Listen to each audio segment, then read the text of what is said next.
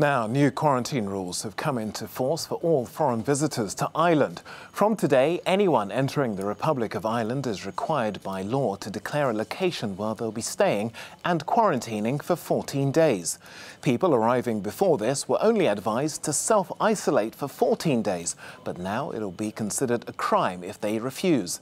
There are exceptions for travellers from Northern Ireland and certain workers. Our correspondent in Dublin, Shona Murray, has more now on why some are criticising the new rules. So there's real concerns from civil liberties groups that this is quite intense and, of course, criminal charges are quite extreme. There's also a requirement for people to quarantine for 14 days, although this is not a legal requirement. This is advice by the government. Now, we know the regulations are there because of contact tracing. It's to protect people who are travelling, who are coming into the country, who may need to be spoken about if it seems that they were in contact with somebody who has COVID-19. And it also provides for Ireland to be able to open up again. But of course, there are really concerns about this sort of blanket, interpretation of the rules from the ECDC and the WHO, and a bit of criticism saying it's a little bit extreme. Shona, this quarantine regulation is in a way like another hammer blow to the already beleaguered tourism sector that's been hit, of course, by the pandemic. What's the government going to do to help the economic recovery? Yes, you're right, Tux. That's part of the criticism as well, of course, is from the tourism sector. Because, of course, anybody coming to Ireland is not going to come for longer than 3 weeks. They're not going to want to quarantine for 2 weeks before they go out into the community, even though it's not a legal requirement.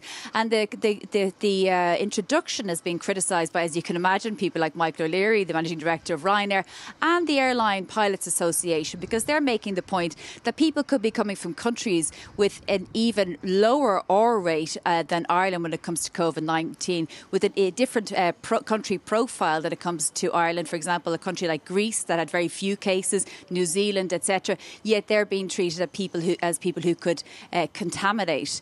So that's a concern. And of course, same thing, industry as well is really worried about this.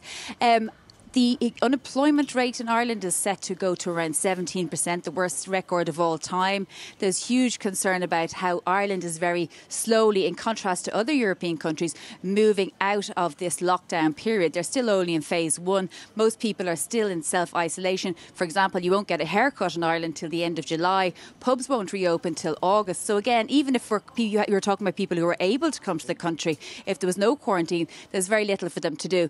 But just to say, the Chief Medical Officer in Ireland is saying this is really what's required. Although the numbers are falling dramatically in Ireland in terms of deaths, in terms of new cases, there still is concern about the number of people who are coming into, let's say, the intensive care units and etc. So they really are erring on the side of caution.